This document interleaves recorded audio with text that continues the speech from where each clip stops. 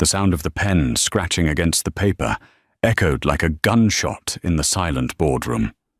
Adrian didn't just sign the divorce papers, he flourished his signature, grinning as he pushed the document across the mahogany table.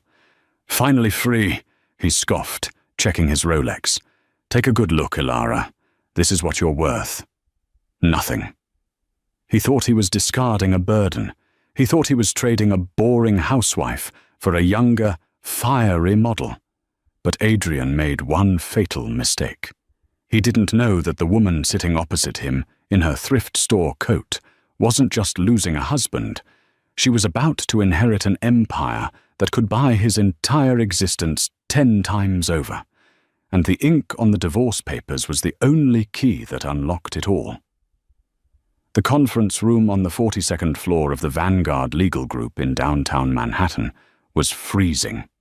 It was a sterile, glass-walled aquarium that smelled of lemon polish and aggressive capitalism. Ilara Vance sat with her hands folded in her lap, her knuckles white. She wore a grey wool coat that had seen better days, the fabric pilling at the cuffs. Opposite her sat Adrian Vance, the man she had loved for 5 years, the man she had supported while he climbed from a junior analyst to a regional director at Crowe and Finch. Adrian looked impeccable. His navy Italian suit was tailored to within an inch of its life. His hair was gelled back, not a strand out of place. He tapped his fingers impatiently on the glass table.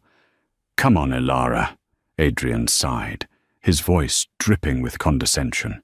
"Don't drag this out. You've read the terms. You get the Honda. The apartment lease is in your name. Good luck with rent, by the way. And I keep my investments. It's fair." It wasn't fair. The investments were built on the savings Ilara had brought into the marriage, money she had told him was an inheritance from a distant aunt. In reality, she had lived frugally, letting him spend it to maintain the image of a successful businessman. "I'm not dragging it out, Adrian," Ilara said softly. Her voice was steady, though her heart felt like it was being squeezed by a vice. "I just want to be sure you understand what you are signing. Clause 14b, the total severance agreement." Adrian laughed, a harsh, barking sound. He looked at his lawyer, a slimy man named Mr. Gorski, who smirked back. "Clause 14b, Adrian mocked, picking up the document and reading it aloud in a theatrical voice. "The parties agree to a complete and total financial severance. Neither party shall have any claim to the assets, inheritances, or future earnings of the other acquired after the moment of signature." "Yeah, I know what it says, Ilara. I had Gorski draft it." He leaned forward, his eyes cold and cruel. "I'm doing this to protect myself, Ilara. I'm on the verge of a promotion. I'm going to be making 7 figures soon. I can't have you coming back with your hand out, asking for alimony because you're too lazy to get a real job."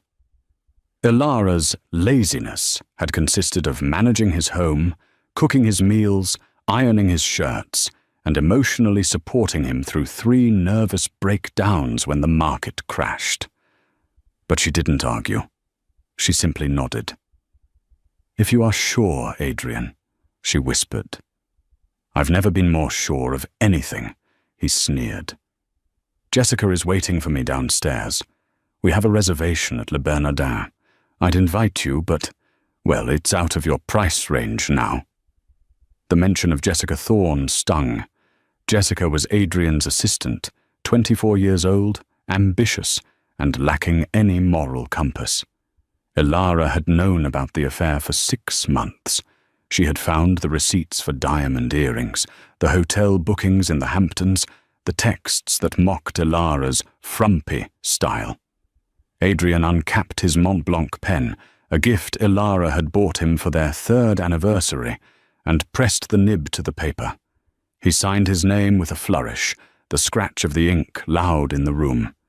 He didn't just sign it, he attacked the paper. "There," he said, sliding the papers across to the mediator, a stoic older woman named Mrs. Higgins. Done. I am officially a free man. Mrs. Higgins looked at the papers, checked the timestamp on the clock on the wall, and then looked at Elara. Mrs. Vance, or rather, Ms. Sterling, do you have the countersign? Elara took the pen. She didn't hesitate. She signed her name, Elara Sterling. Sterling? Adrian raised an eyebrow, standing up and buttoning his jacket. Going back to your maiden name already? Good. Vance never really suited you. Too powerful. He checked his reflection in the glass window. Well, I'm off. Don't call me. Don't text me. If you can't pay the rent next month, ask the homeless shelter for a bed. He turned to leave, his hand on the door handle. Wait, Mrs. Higgins said. Her voice was sharp, commanding, totally unlike the passive mediator she had been 10 minutes ago. Adrian paused, looking annoyed. What now? I have a dinner to get to. The divorce is finalized, Mrs. Higgins said, placing a stamp on the document. The time of dissolution is recorded at 4:15 p.m. You are legally strangers. Fantastic, Adrian said. Goodbye. Mr. Vance, a deep voice boomed from the back of the room. The heavy oak doors at the far end of the conference room, which had been closed the entire time, swung open. A man walked in. He was elderly but imposing, wearing a 3-piece charcoal suit that cost more than Adrian's car. He carried a leather briefcase and walked with the authority of a man who owned the building. Adrian frowned. Who the hell are you? The man ignored Adrian and walked straight to Elara. He bowed his head slightly. Ms. Sterling, my deepest condolences for your loss, and my congratulations on your freedom. Elara stood up, her demeanor shifting. The hunch in her shoulders vanished. She stood tall, her chin lifted. Thank you, Mr. Blackwood. Is everything in order? Who is this? Adrian demanded, stepping back into the room. Elara, who is this old man? I am Arthur Sterling's personal attorney, Mr. Blackwood said, his voice like gravel. And I am the executor of his estate. Adrian froze. He blinked, trying to process the name. Arthur. Sterling? As in, Sterling Industries, the shipping magnate? The guy who owns half the Seattle waterfront? The very same, Mr. Blackwood said, calmly. He placed his briefcase on the table, right over Adrian's copy of the divorce papers. What does that have to do with her? Adrian pointed a shaking finger at Elara. Elara turned to look at her ex-husband. Her eyes were dry, and for the first time in years, they were cold. Arthur Sterling was my father, Adrian. The silence that followed was deafening. It was as if all the oxygen had been sucked out of the room. Adrian's mouth opened, but no sound came out. He looked at Elara, really looked at her, searching for the lie. But he saw the resemblance, the same steel-grey eyes, the same sharp jawline he had seen on the cover of Forbes magazine. You're lying, Adrian stammered. Your father was... You said he was a mechanic in Ohio. He liked cars, Elara said simply, and he wanted me to find a man who loved me for me, not for my billions. So I lived simply. I found you, and I thought I had found love. Billions? Adrian's voice squeaked. Mr. Blackwood opened the briefcase. The late Mr. Sterling passed away 3 days ago. Per his last will and testament, the reading was to be delayed until one specific condition was met. Mr. Blackwood picked up the divorce decree Adrian had just signed. Condition 4A, Blackwood read, The inheritance shall only be transferred to my daughter, Elara Sterling, upon the legal dissolution of her marriage to Mr. Adrian Vance. My father did not trust you, Adrian. He investigated you. He knew about the affair before I did. But he couldn't force me to leave you. He had to wait until I was ready. Adrian's face went pale. He looked at the document he had just signed, the document where he waived all rights to her assets. Wait, Adrian said, panic rising in his chest. Wait a minute. We're still married, technically. The paperwork hasn't been filed with the state. It was filed electronically the moment you signed, Mrs. Higgins said, tapping her laptop. I am a deputized court clerk. You are divorced. And because of the waiver you insisted on, Clause 14B, you have no claim to the Sterling estate. How much? Adrian whispered, his greed overriding his shock. How much is it? Mr. Blackwood adjusted his glasses. After taxes, approximately $4.2 billion, plus the real estate portfolio in London, Tokyo, and New York, and of course, the controlling stake in Sterling Industries. Adrian felt his knees give way. He grabbed the back of a chair to steady himself. $4.2 billion, and he had just traded it for a used Honda and a dinner at Le Bernardin. Elara, Adrian choked out, a fake, desperate smile plastering itself onto his face. He took a step toward her. Baby, listen. This paper means nothing. We can fix this. I didn't mean what I said. I was stressed. The job, the pressure. Elara watched him approach, her expression unreadable. She picked up her cheap purse. You have a dinner reservation, Adrian, she said coolly. Don't keep Jessica waiting. I hear she hates it when people are late. Screw Jessica, Adrian yelled, reaching for Elara's arm. She means nothing to me. You're my wife. Before he could touch her, 2 large security guards materialized at the door. Mr. Blackwood stepped in between them. Mr. Vance, Blackwood said, you are trespassing on private property. This is a law firm, Adrian shouted. Yes, Blackwood smiled thinly. A law firm owned by a subsidiary of Sterling Industries. We own the building. Get out. The elevator ride down to the lobby was a blur for Adrian. He felt like he was falling, not just 42 floors, but out of reality itself. When the doors pinged open, the bustling noise of the lobby hit him. He stumbled out, his mind racing. This can't be real. This is a nightmare. He pulled out his phone. 3 missed calls from Jessica. He stared at her name on the screen. Jessica, the woman he had blown up his marriage for. A woman who liked expensive bags and bottle service. What was she compared to an empire? He dialed his own lawyer, Gorski. Gorski, you idiot! Adrian screamed into the phone, ignoring the stares of people in the lobby. You let me sign that. You let me sign away billions. Adrian, calm down. Gorski's voice came through, sounding confused. What are you talking about? You got the investments? You won. I got nothing. She's Arthur Sterling's daughter. She's worth $4 billion, you incompetent hack. There was a long silence on the other end. Sterling, are you sure? Of course I'm sure. I need to annul the divorce. Now, find a loophole. Claim I was under duress. Claim I was drunk. Anything.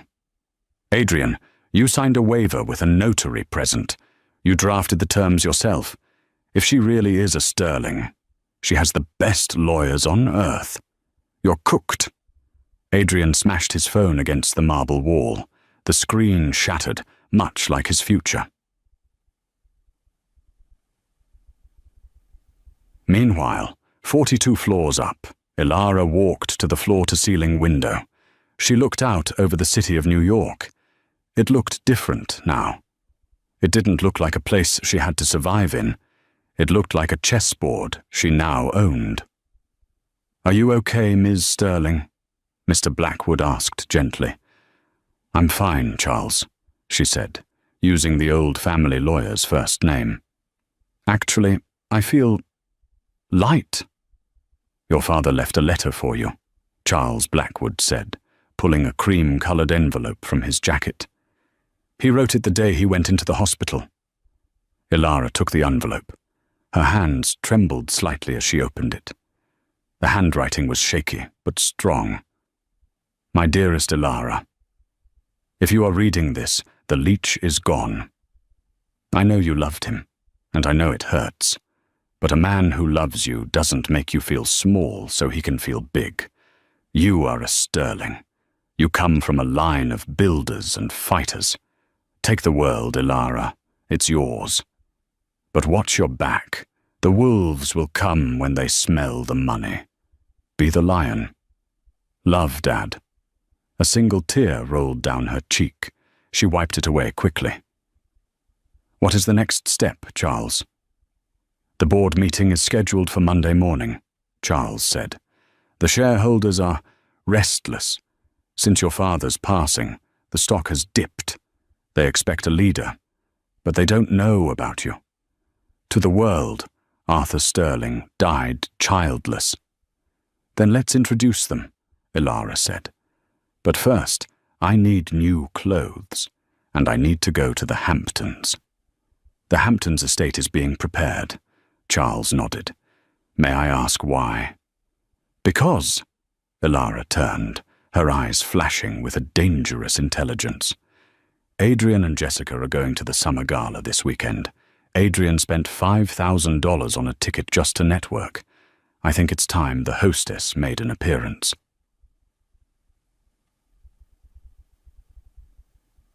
Saturday arrived with the humid heat of a New York summer. The Hamptons Charity Gala was the event of the season. It was held at the Sterling Manor, a sprawling oceanfront estate that had been closed for years. The invitees assumed the estate was just being rented out by the organizers. They didn't know the owner had returned. Adrian Vance parked his leased Porsche in the gravel driveway. He was sweating, and not just from the heat. For the last 3 days, he had tried to contact Ilara. He had gone to their apartment, but the locks were changed. He had gone to the motel she mentioned once, but she wasn't there. He was desperate.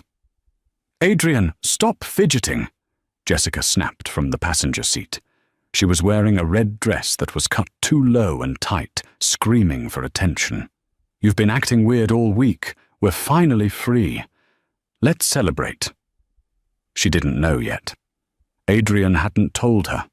He was terrified that if Jessica knew he had fumbled $4 billion, she would leave him faster than he had left Ilara. He needed to find Ilara, beg for forgiveness, and get back in before the news went public. Yeah, celebrate, Adrian muttered. Let's just find the VIP section. They walked toward the massive white tent set up on the lawn. The champagne was flowing, and the elite of New York were mingling. Adrian scanned the crowd, looking for potential investors for his startup, his backup plan if he couldn't get Ilara back. Suddenly, the music stopped. A hush fell over the crowd. A man on the stage tapped the microphone. It was Charles Blackwood. Ladies and gentlemen, Charles announced, thank you for joining us tonight. As you know, we are gathered here to honor the memory of Arthur Sterling. But tonight is also a celebration of the future. Please welcome the new chairwoman of Sterling Industries and the owner of this estate, Ms. Ilara Sterling. The spotlight swung to the top of the grand marble staircase of the manor. Adrian's jaw dropped. Jessica gasped. Ilara stood there. She was no longer the woman in the grey wool coat. She was wearing a custom emerald green gown that hugged her figure, adorned with diamonds that glittered under the lights. Her hair was swept up in an elegant chignon. She looked regal. She looked untouchable. She descended the stairs slowly, every eye on her. That's your wife, Jessica whispered, her eyes widening in horror. Adrian, that's Ilara. I know, Adrian croaked. Why did they call her Sterling? Jessica turned to him, her nails digging into his arm. Adrian, what is going on? Ilara reached the bottom of the stairs and took the microphone. She scanned the crowd, her gaze landing squarely on Adrian and Jessica. She smiled, but it didn't reach her eyes. Thank you all for coming, Ilara's voice rang out, clear and confident. My father built this company on integrity, on loyalty, values that are rare these days. She paused, letting the silence hang.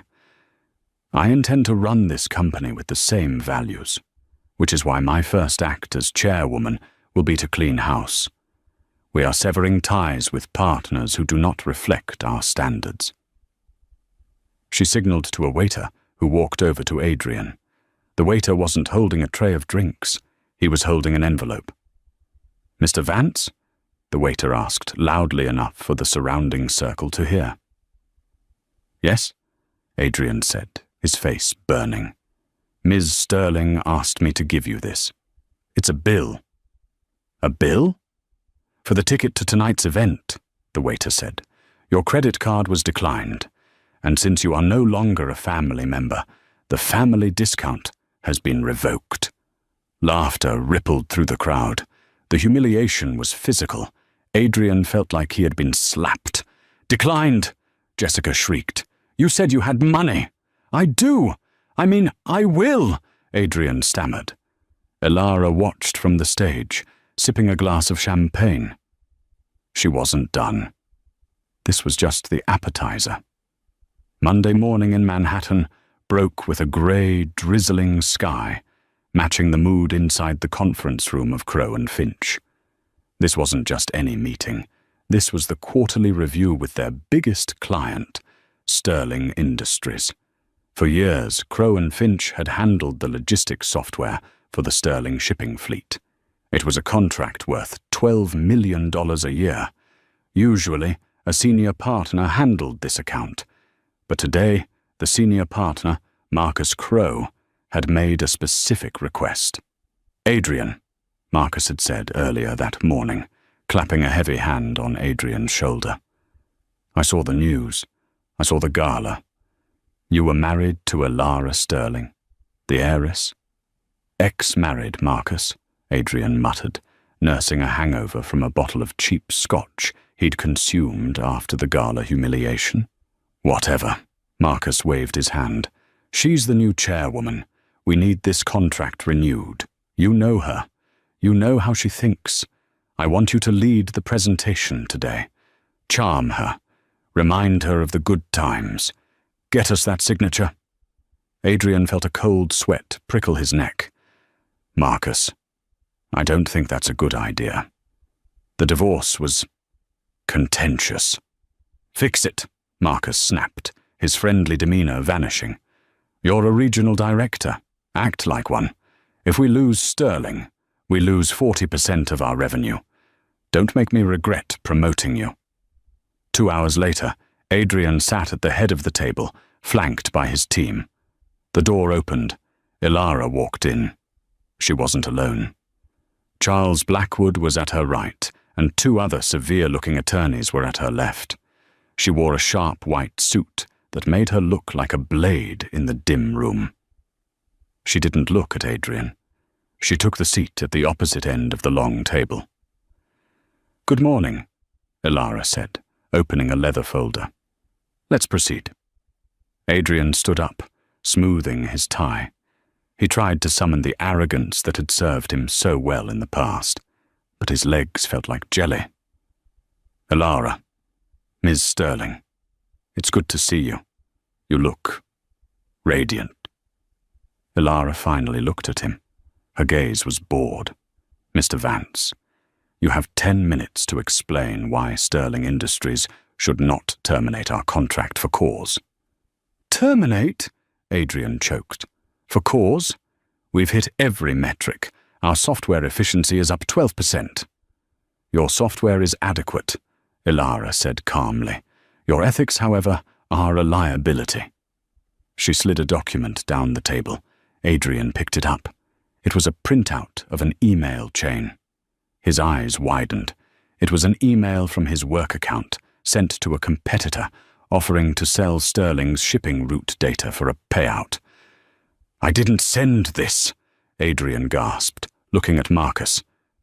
"Marcus, I didn't send this." "The timestamp is from 2 months ago," Elara said. "Sent from your IP address. At the time, I was just your wife, cleaning your apartment. I saw you typing it. I saw you negotiating the price. You wanted extra cash to buy a diamond necklace for Miss Thorne, didn't you?" The room went silent.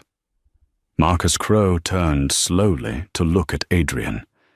His face was purple with rage. "Is this true?" Marcus whispered. "You tried to sell our client's data?" "She's lying," Adrian shouted, pointing at Alara. "She hacked me. She's trying to frame me because I left her." "We had a forensic audit done this morning," Charles Blackwood interjected smoothly. "The digital footprint is undeniable. Breach of confidentiality, corporate espionage, attempted fraud." Alara closed her folder. "Sterling Industries cannot do business with a firm that employs compromised agents. As of this moment, the contract is void." She stood up to leave. "Wait!" Marcus Crowe yelled, scrambling up. "Ms. Sterling, please! This is the action of a rogue employee. We didn't know. I will fire him. I'll fire him right now." Alara paused at the door. She turned back, a ghost of a smile playing on her lips. "You'll fire him. Immediately," Marcus barked. He turned to Adrian. "Pack your things. You're done. And expect a lawsuit from us for breach of contract." Adrian sat slumped in his chair, the breath knocked out of him. He looked at Alara, pleading with his eyes. "Please don't do this." Alara looked at Marcus. "If he is removed from the premises within the hour, and if Crowe and Finch agrees to a 20% reduction in fees for the next 5 years, we might reconsider renewing the contract." Marcus didn't hesitate. "Security!" he roared. 2 guards entered. The same guards, Adrian realized with horror, who had thrown him out of the law firm on Friday. "Get him out of here," Marcus ordered. As Adrian was dragged past Alara, she leaned in close, so only he could hear. "You wanted to keep your investments, Adrian? I hope you saved them. You're going to need a good defense attorney." Adrian was thrown out onto the sidewalk of Fifth Avenue with a cardboard box containing a stapler, a stress ball, and a picture frame of him and Jessica. It began to rain. He took a cab back to the apartment, the expensive penthouse he had leased 2 weeks ago, to impress Jessica. The rent was $8,000 a month. He had no job, no severance, and a lawsuit coming from his former employer. He burst through the door, soaking wet. "Jessica, we need to pack. We need to leave the city." The apartment was quiet. Too quiet. "Jessica." He walked into the bedroom. The closets were open. Empty. The jewelry box on the vanity. Empty. Even the expensive silk sheets he had bought were gone. On the bed lay a single piece of paper. It was a printout of a bank balance. Joint account, 450 overdrawn, and a note scrawled in red lipstick on the mirror. "You said you were rich. You're a loser. Don't find me." Adrian stared at the mirror. He started to laugh. It was a manic, broken sound. She had left him. Of course she had. She was a parasite, and the host was dying. He fell onto the bare mattress, staring at the ceiling. He had nothing. No wife, no job, no mistress, no money. But then a dark thought crept into his mind, a thought fueled by desperation and rage. Clause 14b. He sat up. He scrambled for his phone. The screen cracked, but still working. He dialed a number he had saved years ago, a college buddy who had barely passed the bar exam and now ran a shady practice in Queens. "Saul, it's Adrian. I need to sue someone." "Who?" Saul asked, sounding bored. "Alara Sterling." Saul whistled. "The billionaire? You want to sue God, Adrian? Good luck." "I have leverage," Adrian lied, his voice trembling. "I have proof. She defrauded me. She hid her identity to get me to sign a disadvantageous divorce settlement. That's fraud, Saul. It voids the agreement. If I win, I get half. Half of $4 billion. If you can prove she intentionally deceived you to cause financial harm—" "Maybe," Saul said, his interest piqued by the potential contingency fee. "But we need evidence, and we need to go nuclear. We need to destroy her reputation before we even step into court." "I can do that," Adrian said, his eyes narrowing. "I know things about her. Personal things. Secrets she doesn't want the board of Sterling Industries to know." "Like what?" "Like the fact that her father didn't die of natural causes," Adrian improvised. "It was a lie, a total fabrication, but he didn't care. And that Ilara hastened his exit to get the chair." "Whoa," Saul said. "That's murder accusations, Adrian. You better be sure." "I'm sure," Adrian hissed. "Start the paperwork. I'm going to the press." The headline on the New York Chronicle the next morning was screaming in bold black letters. "Heiress or murderess. Ex-husband claims Sterling CEO hastened father's death for billions." Ilara stared at the tablet in her hands. Her coffee had gone cold. They were in the library of the Sterling estate. Charles Blackwood was pacing the room, his face pale. "This is slander, Ilara," Charles said tightly. "We can sue him for defamation. We can bury him." "It's already out, Charles," Ilara said softly. "Look at the stock price." She swiped the screen. Sterling Industries stock was down 8% in pre-market trading. The board was calling every 5 minutes. The shareholders were panicking. Adrian knew exactly where to hit. He didn't need to win in court. He just needed to make her look unstable enough to be removed as CEO. If she settled with him to make him go away, he would win. "He wants a payout," Ilara realized. "He's blackmailing me." "We should pay him," one of the junior lawyers suggested nervously. "Give him 10 million. Make him sign an NDA. It stops the bleeding." "No," Ilara slammed her hand on the table. The china rattled. "That's what he wants. He thinks I'm the same woman who cooked his dinner and apologized when he had a bad day. He thinks I'm weak." She stood up and walked to the window. Outside, paparazzi were already swarming the gates of the estate. "He accused me of killing my father." Ilara's voice shook, not with fear, but with fury. "My father, who was the only person in the world who loved me unconditionally. Adrian has crossed a line he can't come back from." "What do you want to do?" Charles asked. "He wants a media war." Ilara turned, her eyes hard as diamonds. "Let's give him one. But we aren't going to talk about my father. We're going to talk about him." "We have the forensic report from Crow and Finch," Charles noted. "The attempted sale of data." "That's business," Ilara waved it off. "People find corporate espionage boring. We need something visceral, something that shows the world exactly who Adrian Vance is." She looked at Charles. "Get me the security footage from the apartment building, the old one, specifically the night of December 14th last year." Charles frowned. "December 14th? What happened then?" "That was the night I confronted him about his gambling debts," Ilara said quietly. "He didn't take it well. He lost his temper." Charles's face darkened. "He hit you?" "He threw a vase. It missed me, but it shattered against the wall next to my head. Then he grabbed me by the throat and told me I was worthless without him. The hallway camera. The door was open. It might have caught the audio, maybe even the visual. If we release that," Charles warned, "it will be humiliating for you. The world will see you as a victim." "No," Ilara corrected him. "They will see a survivor, and they will see a monster. And there's one more thing," Ilara added. "Find Jessica Thorne." "The mistress? She left him, didn't she? I bet she's angry. I bet she feels used. Find her. Offer her a job. Not a high-paying one, just a job, and an exclusive interview with Vanity Fair. 2 days later, Adrian sat in a booth at a dive bar in Queens, waiting for Saul. He felt good.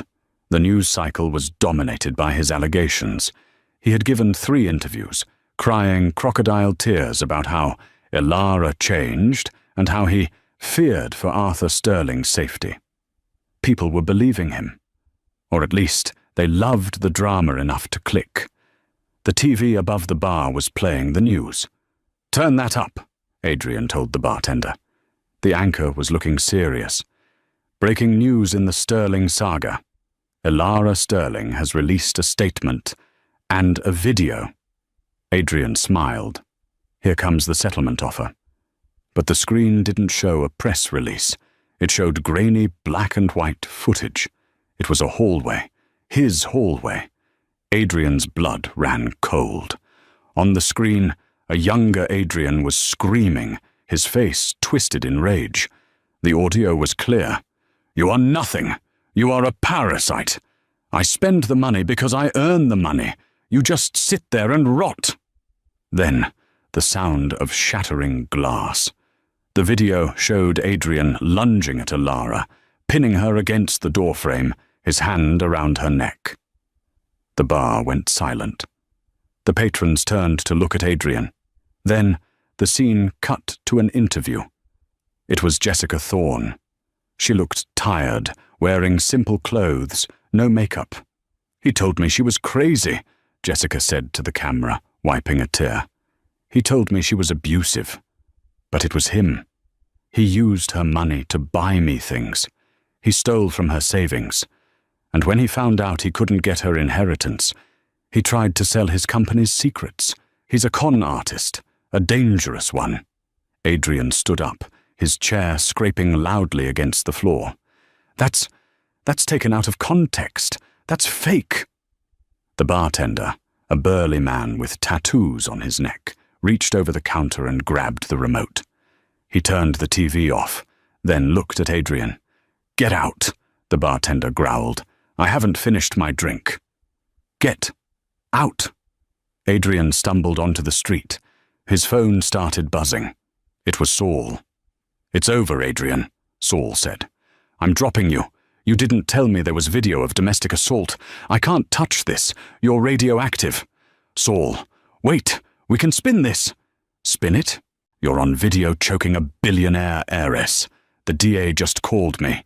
They're opening a criminal investigation for assault and battery, and Crow and Finch just filed their lawsuit. You're going to prison, kid." Adrian dropped the phone. He stood in the middle of the sidewalk, the city bustling around him. He looked up at the giant digital billboard in Times Square.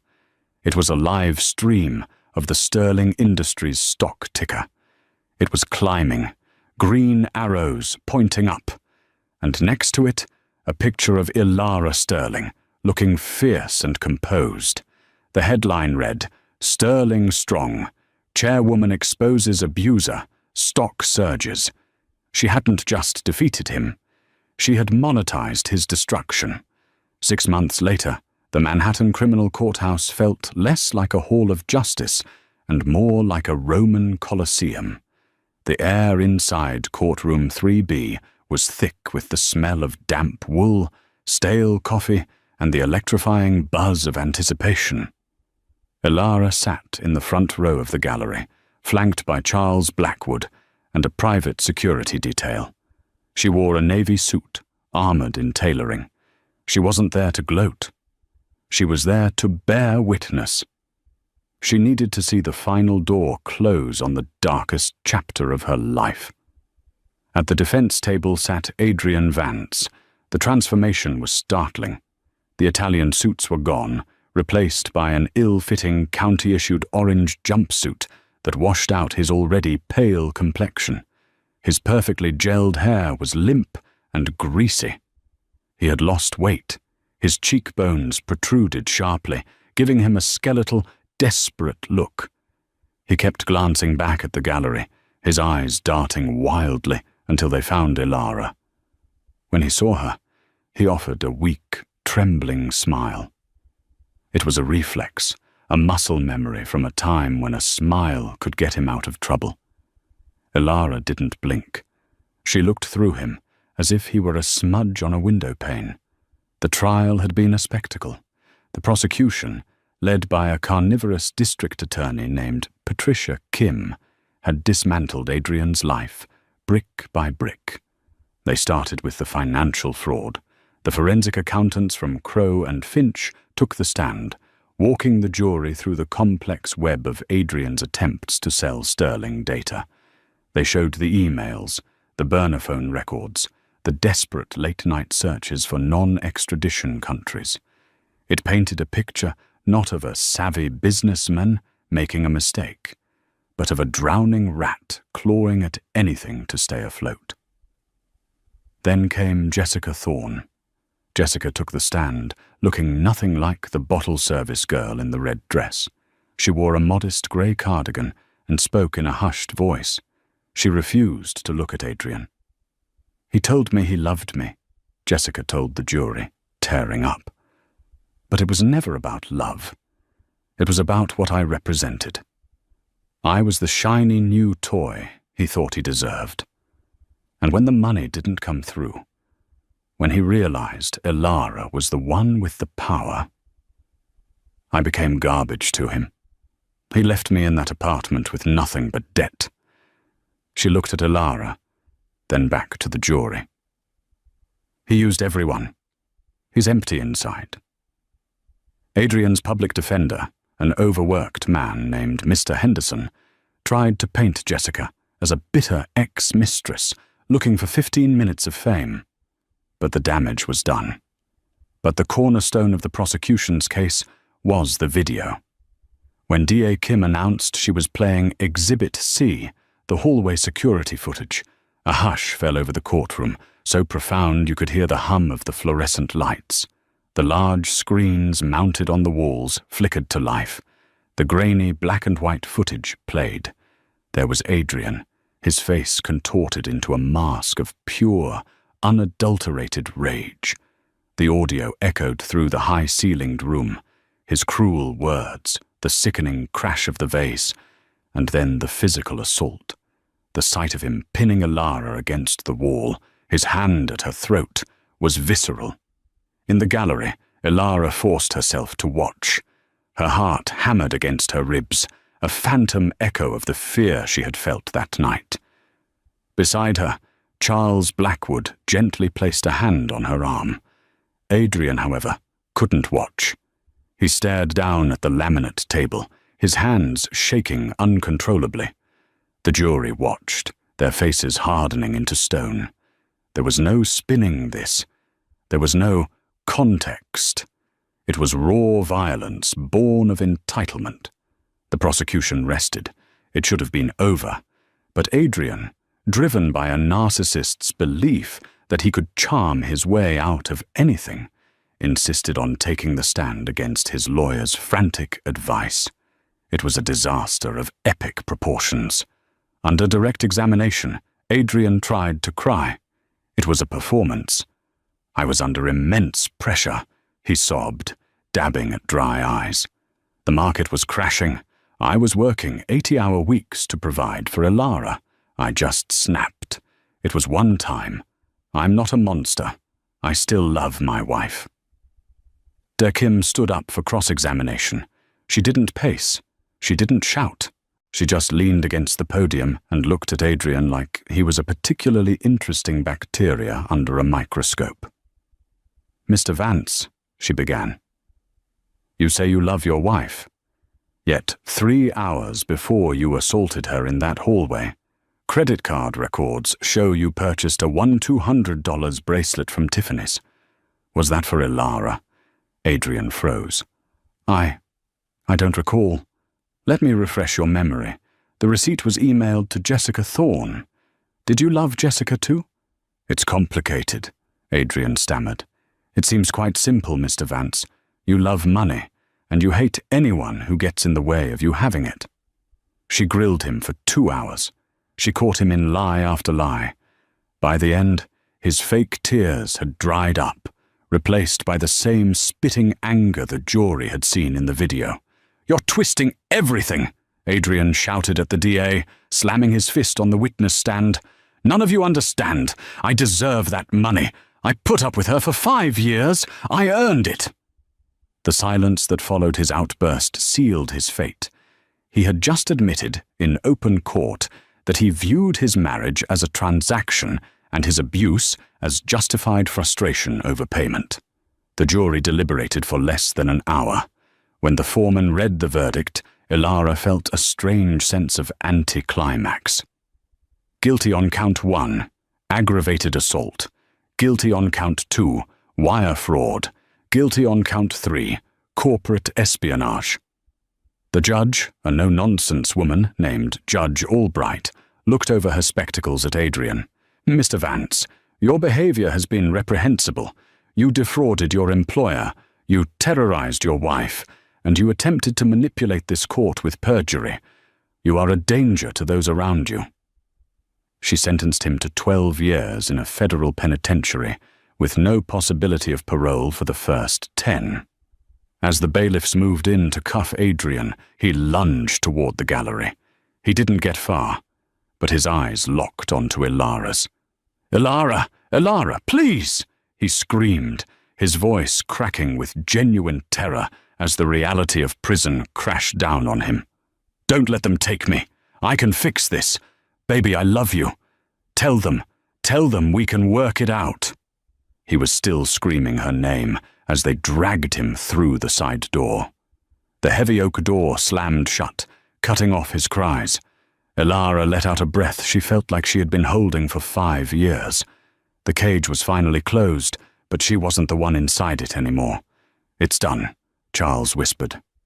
"No, Charles," Ilara said, standing up and smoothing her suit jacket. The tremolo in her voice was gone, replaced by steel. "It's just beginning." A year later, the Seattle waterfront was shrouded in a thick morning mist. The cries of seagulls mingled with the distant foghorns of container ships navigating the Puget Sound. Ilara stood on the metal grating of a catwalk high above the Sterling shipyard. Below her, sparks flew as welders worked on the hull of a massive new freighter, the Arthur S. It was the flagship of the renewed fleet, the physical manifestation of the company's turnaround.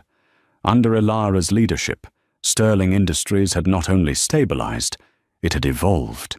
She had sold off the bloated real estate divisions Adrian had coveted and reinvested everything into sustainable shipping technology. The stock price was triple what it had been the day she took over. She was featured on the cover of Forbes, the headline reading, "The Sterling Standard, How Ilara Sterling Raised an Empire from Ashes." She was successful, she was respected, but she was also profoundly tired. The fight had taken everything out of her. She lived in the sprawling Sterling manor, alone. The silence there was different now. It wasn't lonely, but it was heavy. She heard footsteps on the metal stairs behind her. It was Charles Blackwood. He was moving slower these days, the cane in his hand more of a necessity than an accessory. "I thought I'd find you here," Charles said, his breath clouding in the cold air. "It's 5 a.m., Ilara. The board meeting isn't until 9. "I like watching the work," Ilara said, keeping her eyes on the welders below. "It feels real, unlike boardrooms." Charles moved beside her. "The quarterly numbers are in. We exceeded projections again. You've done it, Ilara. You saved his legacy." "Did I?" Ilara asked quietly. She turned to look at the old lawyer. "Sometimes I feel like I just became what Adrian wanted me to be. Cold, ruthless. I fired 3,000 people in the restructuring, Charles. My father never fired anyone if he could help it." "Your father lived in a different time," Charles said gently, "and he didn't have to fight the battles you did." He reached into his coat pocket and pulled out a small, tarnished brass key. He held it out to her. "What is this?" Ilara asked, taking the cold metal. "Your father's safety deposit box at the old bank downtown. the one that closed 10 years ago. I had the contents moved to my office safe, per his instructions. He told me to give this to you only after the dust had truly settled, after Adrian was gone and the company was safe. What's in it? I don't know. I never looked. Arthur was very private about certain things. An hour later, Elara sat alone in Charles's office, a heavy, velvet-lined box on her lap. The brass key fit the lock perfectly. She opened it. Inside, there were no stock certificates, no deeds to hidden properties. There was only a stack of old photographs and a microcassette recorder. She picked up the photos. They were Polaroids. Her and her father on a fishing boat when she was 10, both covered in grease, laughing. Her father sitting on the floor of their modest Ohio living room, helping her build a science fair volcano. The last one was of her on her wedding day. Arthur was smiling, but his eyes in the photo were sad. With trembling hands, she picked up the recorder and pressed the play. The tape hissed for a moment, and then Arthur Sterling's voice filled the room. It sounded weak, breathless, recorded near the end. Ely, my little star. Elara choked back a sob. No one had called her that since she was a child. If you're listening to this, then the hard part is over. Charles told me about the clause in the will. He thinks it's cruel. He thinks I'm forcing you to suffer with that man longer than you have to. A coughing fit interrupted the recording. Elara gripped the device tighter. I know about the bruises, Ely. I saw the makeup you used to cover them last Thanksgiving. I hired an investigator. I know everything he did to you. Elara's tears fell freely now. He had known, and he hadn't stopped it. A wave of betrayal washed over her. I wanted to kill him, Arthur's voice growled, suddenly strong again. I wanted to hire men to break his legs and throw him in the Hudson. But Charles stopped me. He said if I interfered, you would never truly be free. You would just be trading one controlling man for another.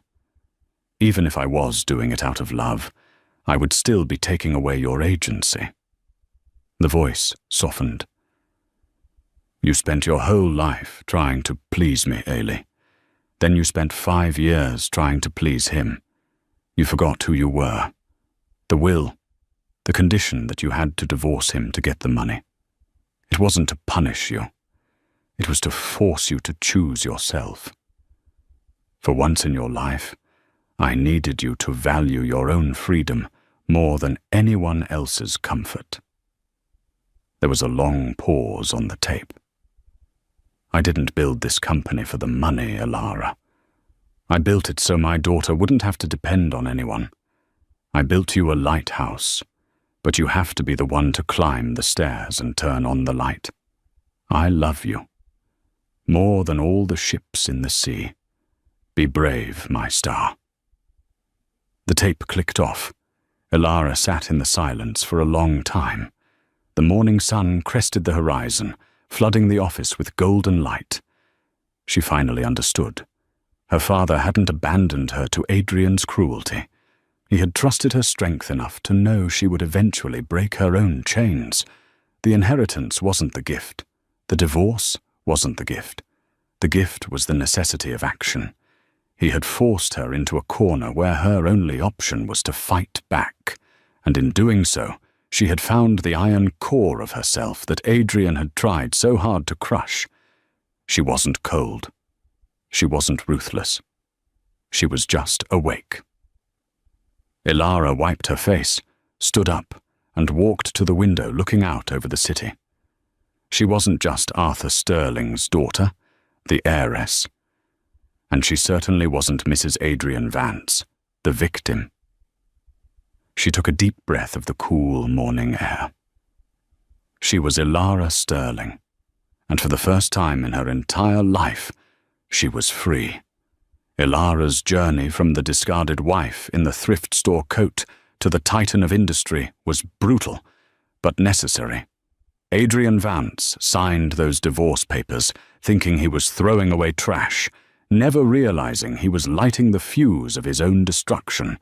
He rots in a cell, a testament to greed and arrogance, while Ilara stands atop an empire built on the very strength he tried to beat out of her. It's a stark reminder that the most dangerous person in the room isn't the one shouting. It's the one who has quietly endured, waiting for the moment to strike back.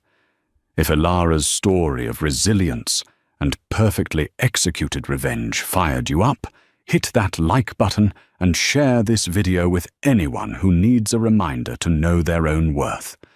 And don't forget to subscribe and ring the bell so you never miss a story about justice being served cold. Thanks for watching.